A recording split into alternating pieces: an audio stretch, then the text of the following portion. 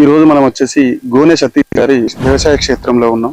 తను 8 ఎకరాల భూమిలో కంప్లీట్ ప్రకృతి వ్యవసాయం చేస్తాడు. అంటే ఎలాంటి రసాయనాలు వాడకుండా, క్రిమికీటకాలకు సంబంధించిన హానికరమైన ఏ మందులు వాడకుండా తను ఓన్లీ ప్రకృతి వ్యవసాయం మాత్రమే చేయడం జరుగుతూ ఉన్నది.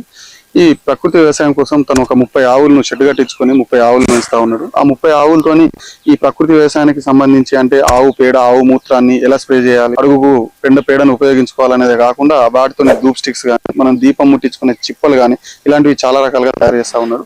అసలు మనం ఈ ప్రకృతి వ్యవసాయంలో ఆవు మూత్రాన్ని, ఆవు పేడను ఏ విధంగా వాడాలి, వాటితోని కలిపి ఏ రకమైన వాడితే మనకు క్రిమి కీటకాల నుంచి వెళ్ళి ఈ చెట్లు అనేటి సంరక్షణంగా ఉంటాయని చెప్పేసి తను ఫుల్ వీడియో మనకు చేయడం జరిగింది. ఆ ఫుల్ వీడియో లింక్ కింద స్క్రీన్ మీద దాన్ని టచ్ చేసి చూడండి. నచ్చితే కంపల్సరీ లైక్ చేయండి.